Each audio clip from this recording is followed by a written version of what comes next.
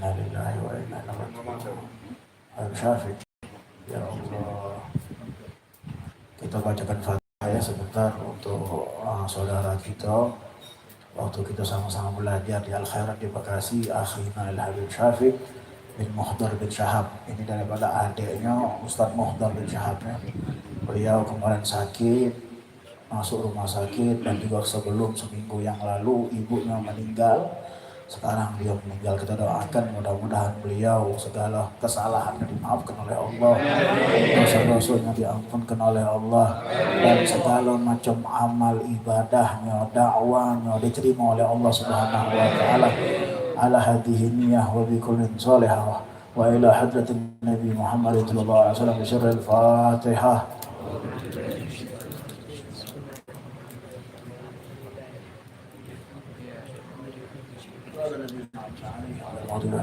Bismillahirrahmanirrahim. Alhamdulillah.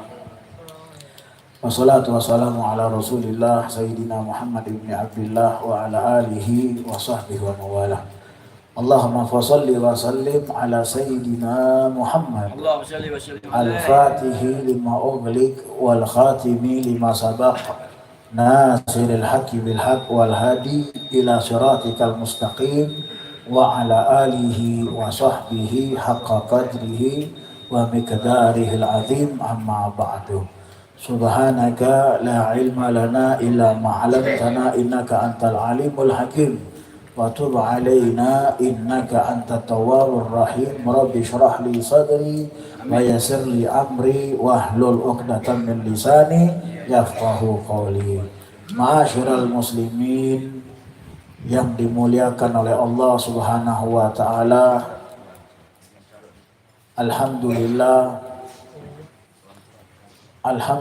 segala puji syukur atas kehadiran Allah Subhanahu wa taala, yang mana di malam hari yang penuh dengan keberkahan ini, di malam hari yang penuh dengan kemuliaan ini, kita bersama-sama telah diberikan kenikmatan yang begitu amat luar biasa oleh Allah Subhanahu wa taala, nikmat iman, Islam dan sehat walafiat, sehingga kita bisa menghadiri daripada taman surga yang disebut oleh Nabi Muhammad SAW.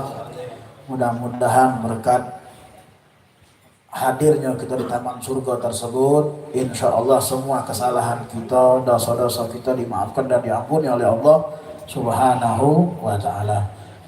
Qala al-mu'allif rahimahullah wa nafa'ana bihi wa bi'ulumihi fi darain amin. Radhiyallahu ankum wajtanib fi wudu'ika sab'an la tanfaddu yadayka fatarashal ma wa la taltam wajhaka wa ra'saka bil ma'i latman wa la tatakallam fi asna'il wudu' wa la tazid fil ghusli ala 3 marrat wa la tushkir sabbal ma' min ghairi haja bi mujaradil waswasah falil waswisina syaitanun yadakhuka bihim yuqalu lahu al-walhan wala tatawadda' bil ma'il mushammas wala min al-awani as-safiyah fa hadhihi sab'ah makruhatun fil wudu'. Ma'asyiral hadirin, bapak-bapak yang dimuliakan oleh Allah Subhanahu wa taala, di sini Al-Imam Al-Ghazali beliau mengatakan hendaklah kita menjauhi 7 perkara di dalam berwudu. Jadi ada 7 yang tidak boleh kita lakukan di saat berwudu. Ingat berapa 7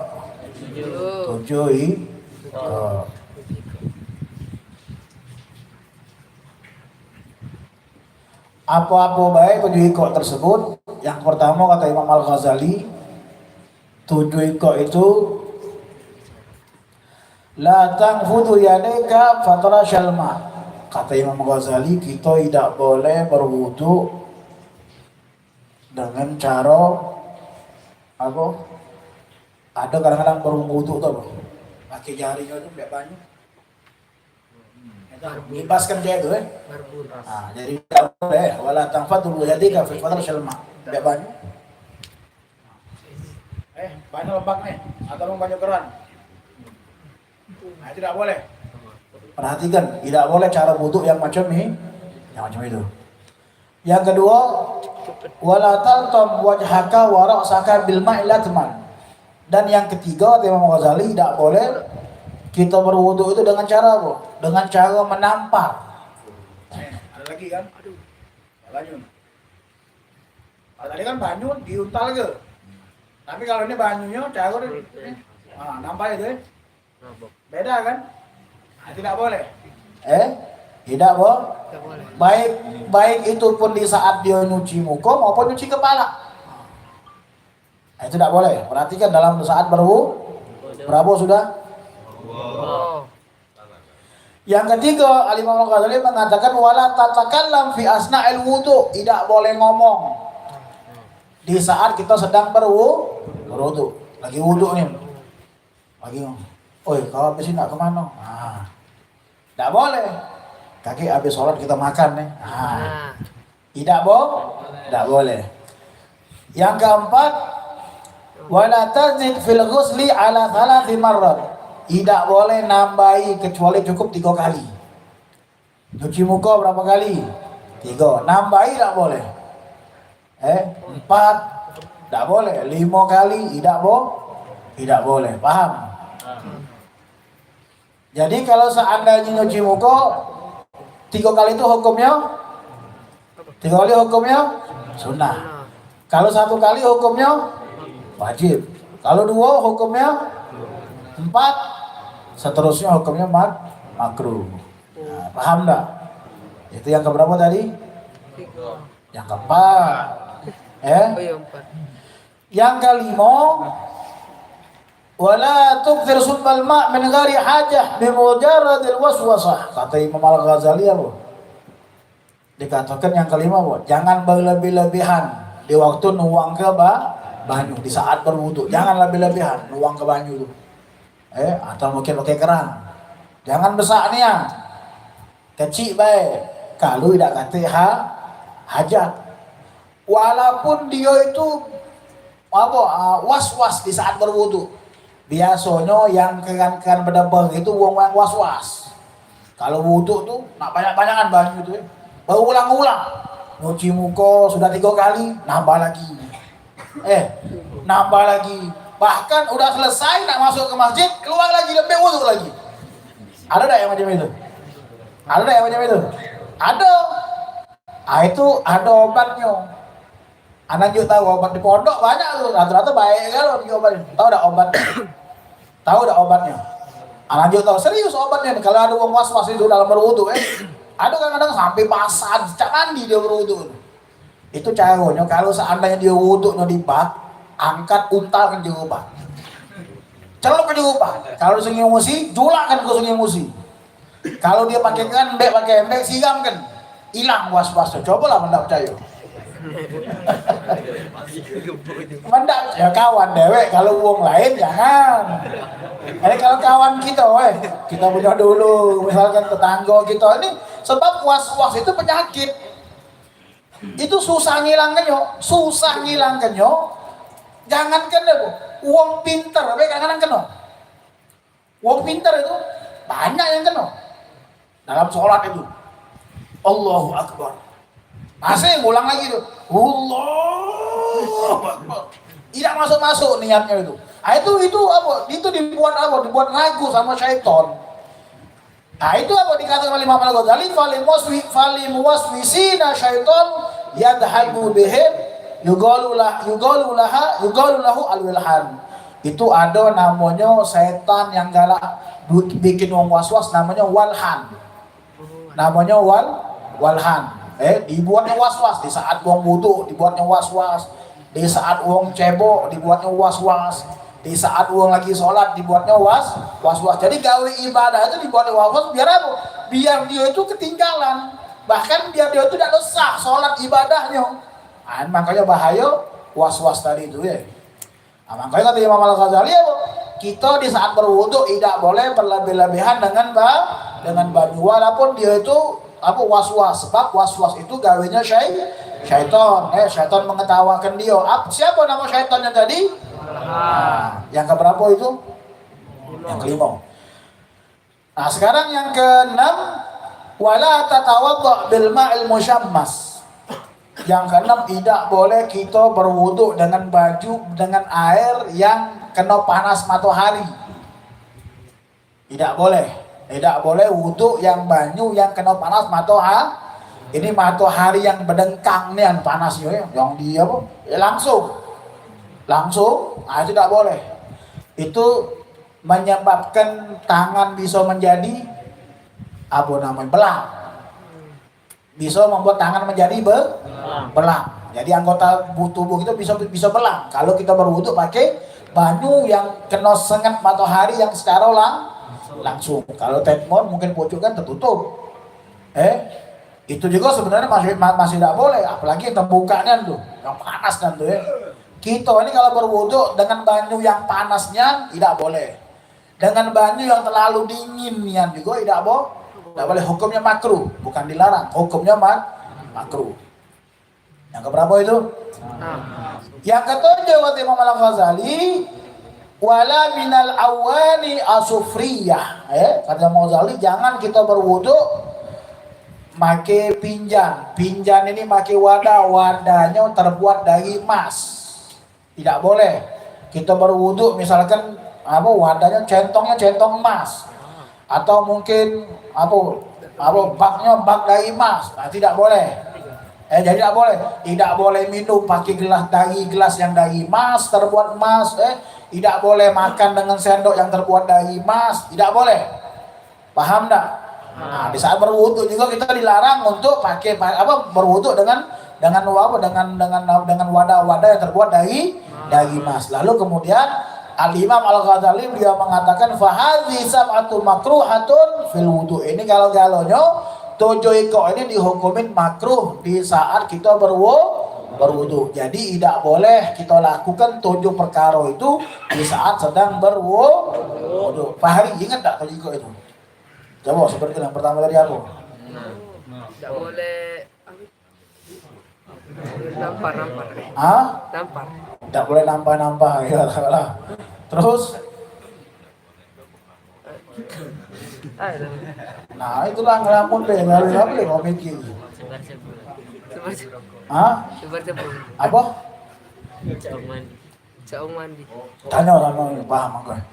Lalu kemudian dikatakan oleh Imam Al-Ghazali, wa fil khabar an man dzakarallahu inda wudu'ihi taharallahu jasadahu kullah wa man lam yadhkurillah lam yuthar minhu ila man asabahul ma. Ini kita kan dari pertama kita belajar di saat berwudu dengan zikir-zikirnya di saat kita kumur-kumur ada zikirnya, ingat tak?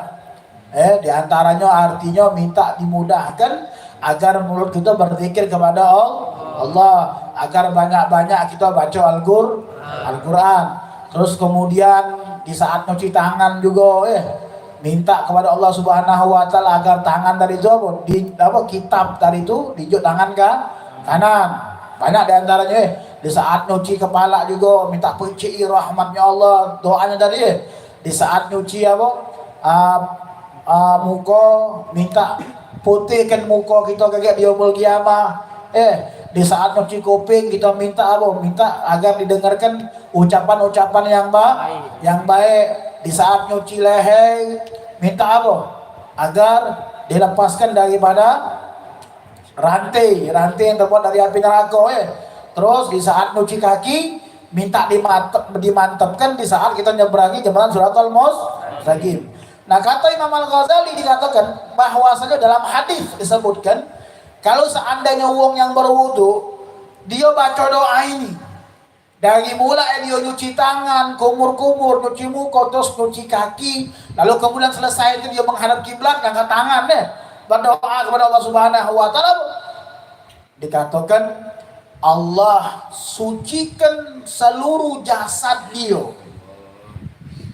Seluruh jasadnya Allah sucikan. Kalau badannya itu bersih. Suci di sini apa? Dosanya diampunkan oleh Allah. Suci di sini dosanya diampunkan oleh Allah. Lain kalau seandainya wong yang berwudu dia tidak berdoa. Dia berwudu. Nyuci kumur, muko, tapi tidak ada berdoa. Apa dikatakan oleh Imam Al-Ghazali dalam hadis Nabi Muhammad SAW? Nabi mengatakan walam yadhkurullah lam yudham minhu ila ma'asabahul ma'. Jadi kalau wong yang berwudu dia tidak ada berzikir, berdoa kepada Allah Subhanahu wa taala, dia tidak ada disucikan jasadnya oleh Allah Subhanahu wa taala, melainkan yang cuman dia dapatkan apa? Ya kena banyu tadi bae. Kena banyu tadi bae, mukanya basah, tangannya basah, kepalanya basah. Itu dia dapatkan. Tidak mendapatkan apa? Ampunan dari Allah Subhanahu. Tapi kata Nabi Muhammad, kalau wong yang berwudu dia berzikir dari awal sampai akhir, maka seluruh jasadnya disucikan oleh Allah Subhanahu wa ta'ala. Dosa-dosa kita, dosa yang dari mata, dosa yang dari hidung, dari mulut, dari kuping, dari tangan, dari kaki, dilenturkan galau, dilemburkan galau oleh Allah Subhanahu wa ta'ala. Makanya sering-sering berwudu. Sering-sering berwudu. Kadang-kadang kita ni berwudu pas nak sholat baik. Kadang-kadang kita berwudu pas nak sholat baik. Bahkan dianjurkan sama Nabi Muhammad di setiap aktivitas kita berwudu. Nak tidur berwudu. Jadi setiap kita batal wudu, ambil wudu lagi. Biasakan dari sekarang. Biasakan dari sekarang jaga wudu. Misalkan kita masuk ke WC kencing, batal tak wudu? Habis kencing kita ambil wudu lagi. Sahur tak kira-kira? Apa hari sahur tak kira-kira? Ambil wudu besok. Habis batal kan wudu? Ambil wudu. Bangun tidur, batal tak wudu? Kenapa batal? Lamun yang tidur. Lamun yang tidur. Kalau wong punya wudu, tidur batal tak? Batal. Kenapa batal? Karena hilang akal, bukan lamun yang tidurnya. Harus belajar lagi Pak Hari, makanya lagi ngaji dia. Nah di situ ya. Jadi kalau seandainya kita berwudu terus, continue berwudu, ini fadilnya luar biasa. Dikatakan lagi sama Nabi Muhammad, kalau seandainya wong meninggal dalam keadaan berwudu, kan tidak tahu ajal gitu nih. Dia mati nih, tapi punya wudu. Apa? Matinya husnul khatimah. Ini jaminan dari Nabi Muhammad nih. Jadi mulai sekarang ini punya wudu tak gitu? Punya wudu kan? Batal wudu tak dari itu? Tidak batal. Namun balik ke rumah, senggolan dengan bini, batal wudu kan? Mbak wudu lagi. Nak tidur, mbak wudu lagi. Bangun tidur, mbak wudu lagi. Terus seterusnya itu. Inilah daripada amaliyah para aslafun sholihun, para ulama-ulama kita dulu, para sahabat, bahkan Nabi Muhammad. Inilah amal-amalan yang dianjurkan oleh Nabi Muhammad sallallahu alaihi wasallam. Masyarul hadirin, bapak-bapak, adik-adik yang dimuliakan oleh Allah Subhanahu wa taala.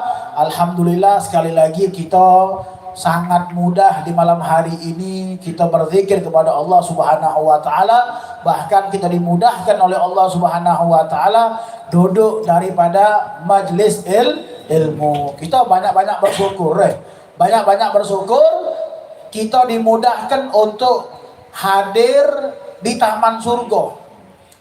Ini kan taman surga. Kira-kira ada tak yang lebih lemak dari taman surga? Ada tak yang lebih nikmat daripada taman surga? Tak kata, yang paling nikmat tuh taman surga sudah. Ente taman bunga, taman binatang, taman apapun tak senikmat di taman surga. Nah sekarang ini kita berada di taman surga. Paling nikmat taman surga. Apa taman surga tersebut? Nabi Muhammad mengatakan taman surga itu di situ wong berkumpul berzikir dan wong berkumpul mempelajari ilmu syariat Nabi Muhammad sallallahu alaihi. Nah sekarang ini kita sedang berada di taman surga. Tidak kata taman yang lebih bagus, lebih indah, lebih nyaman, lebih nikmat kecuali taman surganya Allah Subhanahu. Kenapa kita harus milih taman-taman yang lain? Kenapa kita harus milih taman-taman yang lain?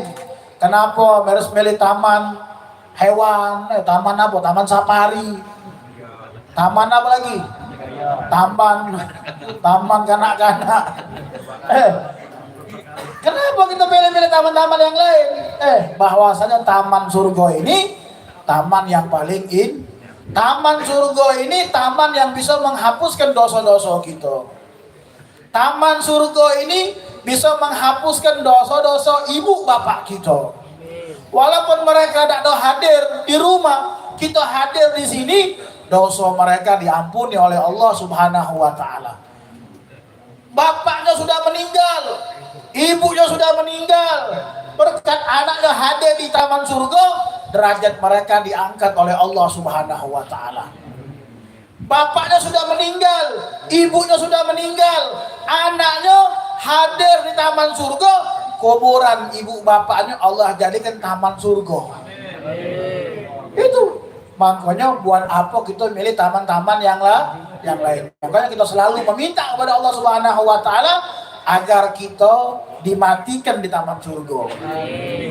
Agar dimatikan di taman surga. Sebab ulama Al-Habib Alwi Al-Haddad yang ngarang kitab Wirid Dzikir Rotib ini, beliau mengatakan kalau aku tahu ajal aku nak dijemput, dia tahu nih ajalnya bakal diimbe oleh Allah Subhanahu wa taala. Apa beliau ngomong? Niscaya aku tidak galak pindah dari tempat ini. Aku tidak bakal pindah dari tempat ini. Apa tempat ini? Majlis tak? Walaupun berada di depan pintu. Walaupun berada di depan pintu. Nah, ini uang yang Masya Allah nih. Uang yang benar-benar alim, abid, ibadah yang Masya Allah. Kebayaan Masya Allah, amaliyahnya Masya Allah. Kepengen meninggal di taman Nah, kita juga minta sama Allah agar bisa dimatikan di taman surga.